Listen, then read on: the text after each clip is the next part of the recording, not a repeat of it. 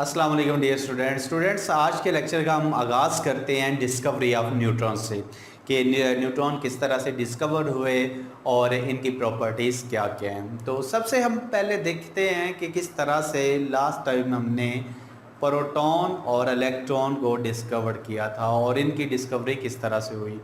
तो सबसे पहले हम आपको बताएं कि एक जनरल सा कंसेप्ट एटम के मैस से रिलेटेड के सबसे पहले हमने डिस्कवर कर लिए थे इलेक्ट्रॉन, जो कि हमने कैथोड रेज से डिस्कवर किए थे, और उसके बाद हमने देखा था कि प्रोटॉन किस तरह से डिस्कवर होते हैं। तो वो हमने देखा था कि कुछ रेज़ कैथोड रेज के अलावा भी पाई जाती हैं और उन रेज़ को हमने केनाल रेज का नाम दिया था, और वो जब गैसेस के मालिक्यूल से टकराती हैं तो उससे इलेक्ट्रॉन को निकाल देती हैं, और इलेक्ट्रॉन निकालने से जो उन पे चार्ज आ जाता है वो पॉजिटिव है, और वो पॉजिटिव को हमने नाम क्या दे दिया था, प्रोटॉन का नाम दे दिया था।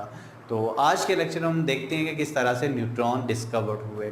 तो सबसे पहले जो हमारे साइंटिस्ट हैं रदरफोर्ड हैं। रदरफोर्ड ने क्या किया, हमारे पास जितने भी एलिमेंट्स हैं उनका एटॉमिक मास फाइंड आउट किया, लेकिन एटॉमिक मास के फाइंड आउट करते हुए उसे एक प्रॉब्लम पेश आई थी, एक मसला पेश आया था कि जब वो एटम्स के मास को कैलकुलेट कर लेता था तो वो जो जितना एक्सपेक्ट कर रहा था, जितना मास आना चाहिए था, उतना नहीं आता था। तो देखते हैं कि रदरफोर्ड ने क्या किया है, atomic mass of an element not explain on the basis of electron पे हमारे पास जो चार्ज होता है माइनस होता है, नेगेटिव होता है, और जो हमारे पास प्रोटॉन पे चार्ज होता है वो क्या होता है, हमारे पास पॉजिटिव होते हैं। अब देखें, वो कह रहे हैं कि जो किसी भी एलिमेंट का जो एटॉमिक मास है, किसी भी एलिमेंट्स के एटम्स का जो मास है वो हम on the basis of electron और प्रोटॉन की बेस पे फाइंड आउट नहीं कर सकते। तो ये क्या था, ये एक प्रॉब्लम था कि हम करना क्या चाह रहे हैं। रदरफोर्ड वो फाइंड आउट करना चाह रहे हैं किसी भी एलिमेंट्स के अंदर एटम्स का एटॉमिक मास। तो हमारे पास तो डिस्कवर्ड हुए थे इलेक्ट्रॉन, फिर हुए थे प्रोटॉन। ये दो डिस्कवरीज हमने ऑलरेडी कर ली थी। तो ये एक मसला पेश आया था कि उसने बोला कि इस तरह से इनकी बुनियाद पे तो मास जो है किसी भी एटम का फाइंड आउट नहीं होता। हम फ़र्ज़ कर लेते हैं ऐसा होता नहीं है, एक जस्ट आपके पास हिपोथेटिकल सिचुएशन है। हम फ़र्ज़ करते हैं कि ये हमारे पास एक एटम है और इसका मास हम सपोज कर लेते हैं कि ये क्या है, 20 ग्राम है। 20 ग्राम क्या है, इसका मास है। तो हमने ऑलरेडी फाइंड आउट कर लिए थे इलेक्ट्रॉन प्रोटॉन। फ़र्ज़ करते हैं हमारे पास जो प्रोटॉन का मास आता है वो आता है 6 ग्राम, और जो इलेक्ट्रॉन का मास आता है वो हमारे पास वो आ जाता है 7 ग्राम। तो टोटल मिला के ये हमारे पास हो जाता है 30 ग्राम्स। तो एटम का टोटल कितना है, 20 ग्राम्स के।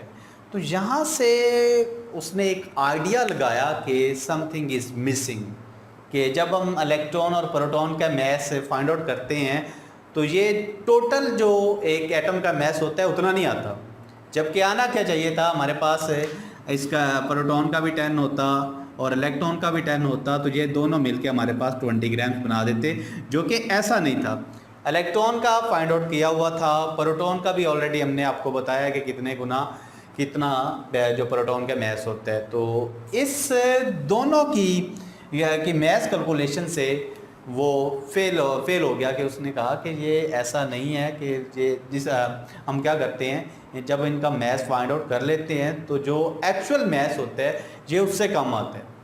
तो फिर उसने बोला कि कुछ ना कुछ एटम के अंदर मिस हुआ है, और फिर उसने एक फाइनली 1920 में 1920 में उसने क्या किया, उसने एक अपनी डिस्कवरी दी।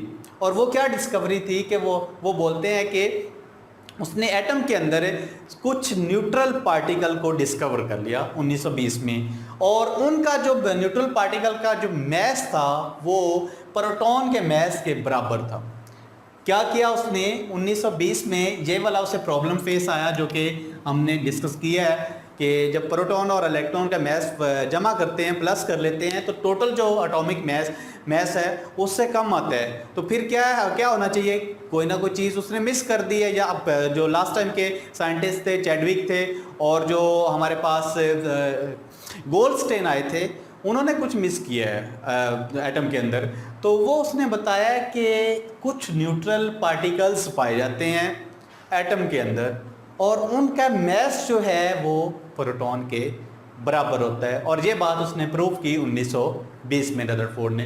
तो ये उसे एक प्रॉब्लम पेश आया, और उस प्रॉब्लम को मद्देनज़र रखते हुए उसने एक अपनी डिस्कवरी दे दी कि कुछ और भी पार्टिकल्स पाए जाते हैं जो कि क्या हैं, न्यूट्रल हैं, उन पे कोई चार्ज नहीं होता। जैसे कि हमारे पास इलेक्ट्रॉन पे नेगेटिव है, प्रोटॉन पे पॉजिटिव है, लेकिन न्यूट्रॉन पे कोई चार्ज नहीं होता, लेकिन उनका कोई ना कोई मैस तो होता है।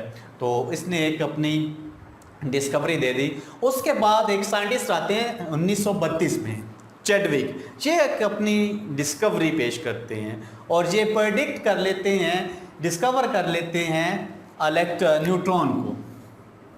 ये क्या करते हैं, न्यूट्रॉन को 1932 में क्या करते हैं, डिस्कवर कर लेते हैं, और कहते हैं कि एटम के अंदर कुछ और भी पार्टिकल्स पाए जाते हैं जो कि क्या हैं, न्यूट्रॉन हैं, इन पे कोई चार्ज नहीं होता। और वो किस तरह से अपना एक एक्सपेरिमेंट करते हैं, और वो एक्सपेरिमेंट क्या है कि वो बेरिलियम एटम के ऊपर क्या करते हैं, हाइड्रोजन जो हीलियम के न्यूक्लियाई हैं, इनके क्या करते हैं, इनके ऊपर बम्बार्डमेंट कर देते हैं, इनके ऊपर बौछार कर देते हैं। तो रिज़ल्ट में क्या होता है, कार्बन और प्लस जो न्यूट्रॉन है ये प्रोड्यूस होते हैं। वो क्या करते हैं, एक एक्सपेरिमेंट करते हैं जिसमें क्या लेते हैं, वो बेरिलियम लेते हैं। बेरिलियम के ऊपर क्या करते हैं, अल्फा पार्टिकल जो कि हीलियम के न्यूक्लियाई हैं, उनको इनके ऊपर बौछार कर देते हैं, इनकी बम्बार्डमेंट कर देते हैं। उनकी बम्बार्डमेंट के नतीजे में होता है कि हमारे पास एक कार्बन और न्यूट्रॉन जो है वो प्रोड्यूस हो जाते हैं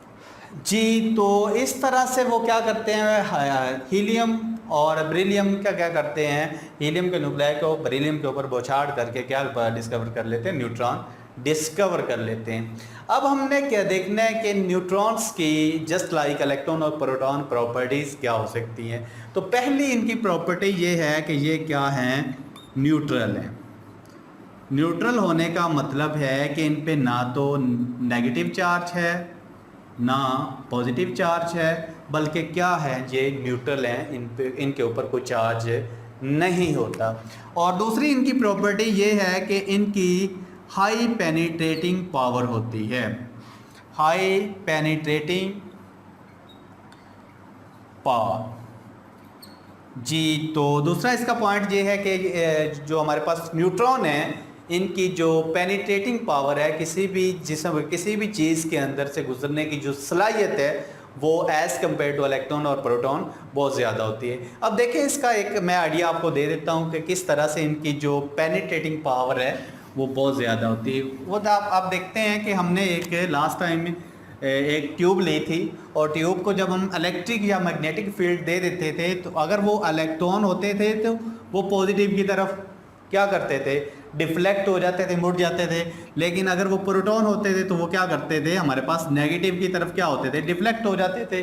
तो वो क्या थे, जब जो एक सब्सटेंस के अंदर, किसी ऑब्जेक्ट के अंदर से गुजरने की जो सलाहियत है वो कम हो जाती थी। लेकिन इन पे कोई चार्ज होता ही नहीं है, तो ये डिफ्लेक्ट तो होंगे नहीं। जब डिफ्लेक्ट नहीं होंगे तो फ़र्ज़ करें हम यहाँ पे हम कोई ऑब्जेक्ट रख देते हैं, तो इनकी जो पेनिट्रेटिंग पावर होगी, जो इनके अंदर से गुजरने की सलाहियत होगी, वो बहुत ज़्यादा होगी एज़ कम्पेयर टू इलेक्ट्रॉन और प्रोटॉन। इनकी जो पेनिट्रेटिंग पावर है ये बहुत ज़्यादा है जी। तो थर्ड इनकी जो प्रॉपर्टी है वो यही है कि जो इनका मैस होता है वो प्रोटॉन के तकरीबन क्या होता है, वो बराबर होता है। तो आज का लेक्चर हम डिस्कवरी ऑफ न्यूट्रॉन के साथ ख़त्म करते हैं। आने वाले लेक्चर में हम रदरफोर्ड एटॉमिक मॉडल के बारे में पढ़ेंगे। अल्लाह हाफिज़।